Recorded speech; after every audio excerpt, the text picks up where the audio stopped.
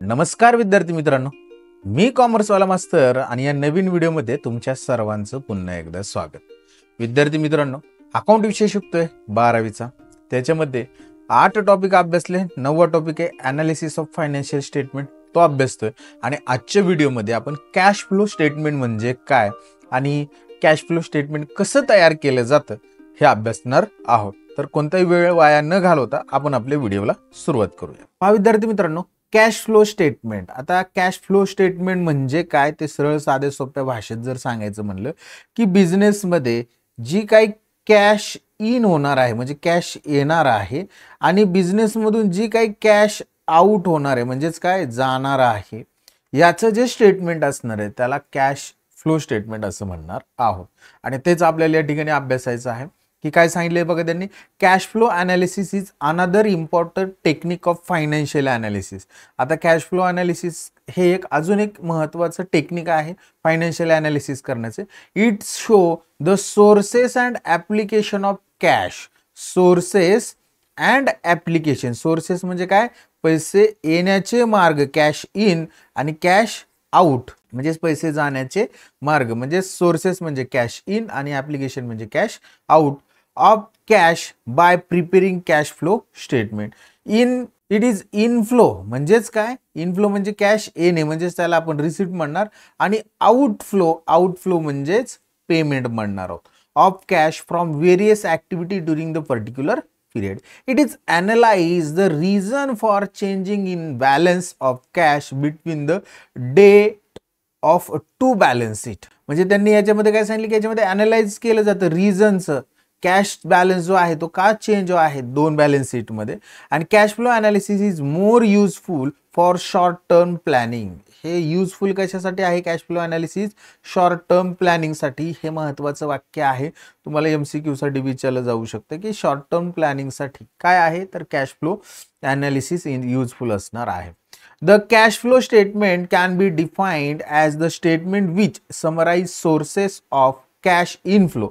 म्हणजे cash inflow म्हणजे पैसे येण्याचे सोर्सेस आणि यूज फॉर कॅश आउटफ्लो म्हणजेच त्याला आपण ॲप्लिकेशन असं म्हणणार आहोत.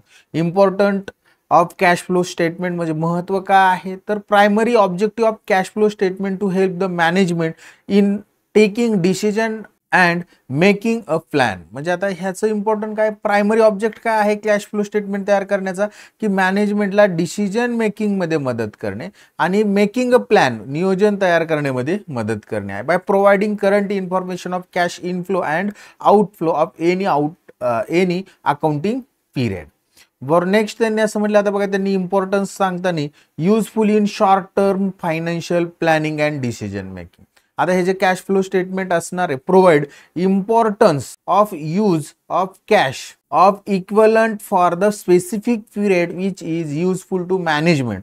म्हणजेच काय, शॉर्ट टर्म मध्ये तुमच्याकडे कॅश किती आली आणि किती गेली याची इन्फॉर्मेशन मॅनेजमेंटला देतं हे कॅश फ्लो स्टेटमेंट. आणि त्याच्यामुळं मॅनेजमेंट जे असणार आहे ते प्लॅनिंग असेल, ऑपरेटिंग असेल किंवा financial and investment requirement of business enterprise असेल या संदर्भातले निर्णय घेऊ शकते. म्हणजे थोडक्यात काय, डिसिजन मेकिंग मध्ये आणि प्लॅनिंग मध्ये कॅश फ्लो स्टेटमेंट काय करतं, युजफुल असतं. Help is analyse of liquidity position. Liquidity position म्हणजेच काय, तुमची कर्ज फेडण्याची क्षमता काय आहे तुमच्याकडे उपलब्ध असलेल्या कॅशमधनं शॉर्ट टर्मची, हे लगेच समजतं. म्हणून त्यांनी सांगितले cash flow statement is prepare on monthly basis, महिन्याच्या महिन्याला ते तयार केलं जातं, ऑर क्वार्टरली बेसिस, आणि क्वार्टरली म्हणजेच काय 3 महिन्याच्या कालावधीमध्ये ते सुद्धा ते तयार केलं जातं. विच हेल्प्स, त्यामुळे काय होतं, which helps to find out liquidity is a better way. म्हणजेच काय, तुमची अल्प कालावधीतली जी काही डेप्ट असेल म्हणजे अल्पकालीन कर्ज परत करण्याची जी काही क्षमता असेल ती या ठिकाणी आपल्याला लक्षात येते, म्हणजेच लिक्विडिटी पोझिशन लक्षात येते. Analyse the liquidity is important for bank of financial institution, bank and financial institution. बघा आता ही जर पोझिशन तुमची चांगली असेल तर तुम्हाला बँक किंवा फायनान्शियल इन्स्टिट्यूशन काय करणार आहे, तुम्हाला कर्ज वगैरे देणार आहे. म्हणजेच थोडक्यात ते काय म्हणतायत की financial institution as its to show ability to the business to pay its current liability, त्या करंट लॅबिलिटी पेड करू शकतात का, ही बिझनेसची ॲबिलिटी आहे का, हे फायनान्शियल इन्स्टिट्यूशनला लक्षात येतं जर तुम्ही कॅश फ्लो वगैरे तयार करत असाल तर. नेक्स्ट त्यांनी सांगितलंय help in efficient cash management. आता कॅश फ्लोमध्ये कॅश मॅनेजमेंटच केलं जातं, कुठनं पैसे आले कुठं चालले हे रेकॉर्ड केलं जातं, त्यामुळं आपोआप कॅश मॅनेजमेंट होतं. म्हणून त्यांनी सांगितलं की cash flow statement give information relating to surplus and deficit of cash which help the business enterprise to decide on short term investment of surplus and are as short term credit of deficit. म्हणजे तुम्हाला तुमच्याकडे जर surplus असेल तर तुम्ही short term investment करू शकता, किंवा जर डेफिसिट असेल तर तुम्ही शॉर्ट टर्म क्रेडिट घेऊ शकता. हे ठरवण्यासाठी सुद्धा cash flow statement available useful असणार आहे.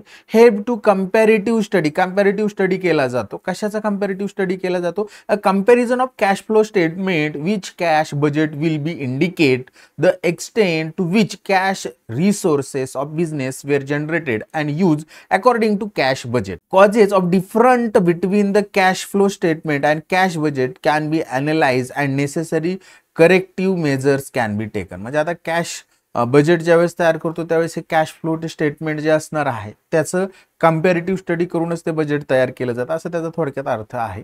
त्यांना नेक्स्ट ठिकाणी म्हणले की help in study of receipt and payment. बघा आता आपल्याला रिसिप्ट म्हणजे पैसे येणे आणि रिसिप्ट पेमेंट म्हणजे पैसे जाणे.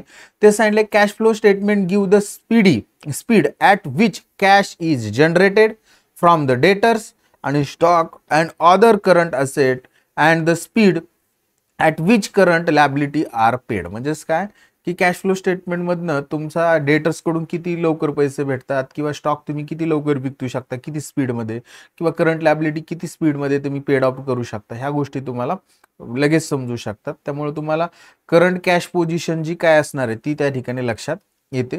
Useful in dividend declaration. म्हणजे तुम्ही ज्यावेळेस लाभांश वगैरे देता भागधारकांना त्याच्यामध्ये सुद्धा तुमच्याकडे अवेलेबल असलेली कॅश ही कॅश फ्लो स्टेटमेंटवरनं तुम्हाला इंडिकेट केली जाते किंवा समजून येते, आणि त्याच्यामुळे तुम्ही डिव्हिडंड विषयीचे डिसिजन देखील घेऊ शकता. तेच त्यांनी म्हणले before declaring dividend the management goes through out the cash flow statement ascertain the position of cash. तुमच्याकडे किती कॅश आहे किंवा किती जनरेट करू शकता from operating activity which can be use for the payment of dividend. त्याच्यामुळे तुम्ही payment देऊ शकता जर तुमच्याकडे कॅश असेल तर. आणि tool of planning. Cash flow statement can be use for projecting future investing and financial plan by the management of the business enterprise. Management आहे त्याला फ्युचरमधले फायनान्शियल प्लॅनिंग करण्यासाठी देखील हे युजफुल असणार आहे. Use of cash flow statement त्यांनी म्हणलेले, तर त्या ठिकाणी त्यांनी बघा आता cash flow statement is useful tools of historical analysis and help to answer may question which as. म्हणजे खालील प्रश्नांची उत्तर आपल्याला कॅश फ्लो स्टेटमेंटमधून भेटू शकतात. फर्स्ट काय आहे, what is the liquidity position. म्हणजे कंपनीची लिक्विडिटी पोझिशन काय आहे हे समजू शकतं. Why the net profit has gone up even the cash balance is decrease. Net profit काय आहे, कॅश बॅलन्स का कमी होत आहे हे समजू शकतं. Cash balance is increase even if there is net loss. Cash balance जर इन्क्रीज झाला असेल तर नेट लॉस झालेला आहे का. How the working capital needs were meet by the fund generated. Working capital किती गरजेचं आहे हे देखील समजू शकतं. त्याच्यानंतर did the firm use external sources of finance to meet the needs of fund. External source use करते आहे का फायनान्शियल रिक्वायरमेंटसाठी फर्म, ते पण समजू शकतं. आणि did the sell any of its non current asset. Non current asset वगैरे sell करता येऊ शकतात का, अशा पद्धतीचं. तर presentation of cash flow statement. आता कॅश फ्लो स्टेटमेंट जे असणार आहे त्याचं प्रेझेंटेशन कशा पद्धतीने, म्हणजे कॅश फ्लो स्टेटमेंटचा फॉर्मॅट काय असणार आहे ते अभ्यासायचे. याच्यामध्ये according to accounting standard 3 cash flow statement should be presented in a manner that is report in flow and inflow and outflow of cash, classify business transaction of specific period into the 3 categories, that is operating category, investing आणि financing etcetera असं त्यांनी सांगितलेलं आहे. तर आता बघा हे तुमच्या समोर स्टेटमेंट आहे. त्याच्यामध्ये पहिली कॅटेगरी त्यांनी सांगितली cash flow from the operating activity. मग ऑपरेटिंग ऍक्टिव्हिटी कोणकोणत्या, तर याच्यामध्ये तुमचा नेट प्रॉफिट, त्याच्यामध्ये नेट प्रॉफिटमध्ये तुमचं adjust non cash and non operating items, त्याच्यामध्ये डेप्रिशिएशन येणारे, इंटरेस्ट पेड येणारे, loss on sale of asset येणारे, इंटरेस्ट आणि डिव्हिडंड तुम्हाला जर भेटला तर तो ॲड होणार आहे, आणि profit on sale of asset हे काय होणार आहे लेस होणार आहे. म्हणजे ह्या सगळ्या अमाऊंट तुम्हाला इथं दाखवावं लागणार आहे. आणि ॲडजस्ट वर्किंग कॅपिटल चेंजेस, मग याच्यामध्ये वर्किंग कॅपिटलमध्ये जर समजा add increase in current liability जर वाढली तर ॲड करणार, add decrease in current asset, बघा लॅबिलिटी वाढली तर ॲड करणार आणि असेट वाढली कमी झाली तर काय करणार, लेस करणार. म्हणून त्यांनी ॲड करणार असं म्हणले. Add decrease in current asset, less increase in current asset, म्हणजे जर असेट जर वाढली तर आपण लेस करणार आणि लेस डिक्रीज इन लॅबिलिटी कमी झाली तर लेस करणार. आणि changes generated from the operating, आणि त्यामुळं तुमच्या ऑपरेटिंग एक्सपेन्सेसमधनं काही चेंजेस जनरेट झालेत का ते या ठिकाणी दिसतील. त्याच्यानंतर दुसरा हेड जो असणार आहे तो cash flow from investing activities. Invest म्हणजे तुम्ही इन्व्हेस्ट केलेली अमाऊंट, त्याच्यामध्ये इंटरेस्ट अँड डिव्हिडंड तुम्ही लिहिणार, ॲड सेल ऑफ ॲसेट किंवा इन्व्हेस्टमेंट लिहिणार, लेस परचेस ऑफ फिक्स ॲसेट किंवा इन्व्हेस्टमेंट, आणि net cash from investing activity तुम्हाला त्या ठिकाणी दिसणार आहे.